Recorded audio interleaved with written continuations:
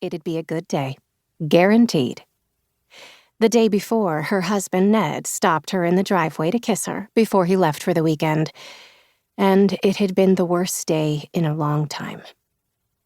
That morning, Mariel almost made it. She was a few steps into the Lakeside's parking lot when someone ruined her day. "Mariel!" A woman's voice bellowed from a white station wagon. It was Hazel, the oldest of her regulars from the bar. Mariel sighed and turned to face her. "How you doing, Hazel?" "Better than I deserve," Hazel replied. "So, where'd you go last night? You just up and vanished on us." "I was feeling sick, so I went home early." That's all Hazel needed to know. "Oh, geez. Food poisoning?" Mariel just decided to nod. Hazel responded with a brief, exaggerated grimace. "Well, you look all right today. By the way, nice t-shirt." Mariel had to look down to remember what she was wearing. It was a Bruce Springsteen concert shirt from 16 years ago. Maybe the last time she'd been to a concert. "Thanks. Well, I should get to work." "One more thing. Your mother called me. She needs a ride home from church and wants to know if you can do it." Mariel hadn't seen her mother for more than a decade, until 2 weeks before at Floyd's burial and wake.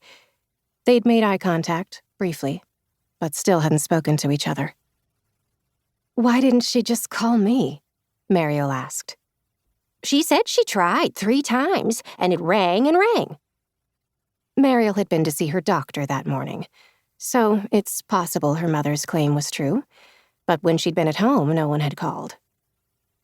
Why can't whatever friend she's staying with just drive her? The last Mariel heard, her mother had been hopping around the guest rooms of various childhood friends since Floyd's funeral.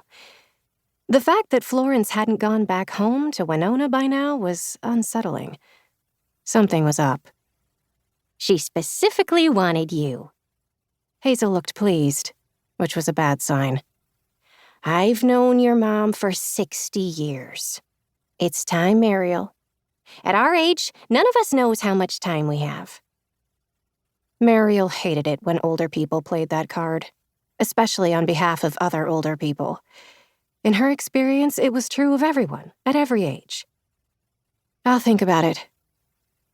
Was she really going to do this today? She noticed a yellow-bellied sapsucker in the tree above, its red-capped head darting around, no doubt planning even further destruction of her trees in its godless little mind. Then she noticed another, one branch above. Maybe they were gathering their forces and would soon descend in a cute fog of pestilence and wipe out the forests, the buildings, the people, everything. Then it would be a lot quieter around here, and she could finally have a relaxing Saturday. "Don't think too long," Hazel laughed. "Can't keep Florence Stenerud waiting." Despite not living anywhere near Bearjaw for 50 years, Mariel's mother was still widely known, somehow loved, and often feared there.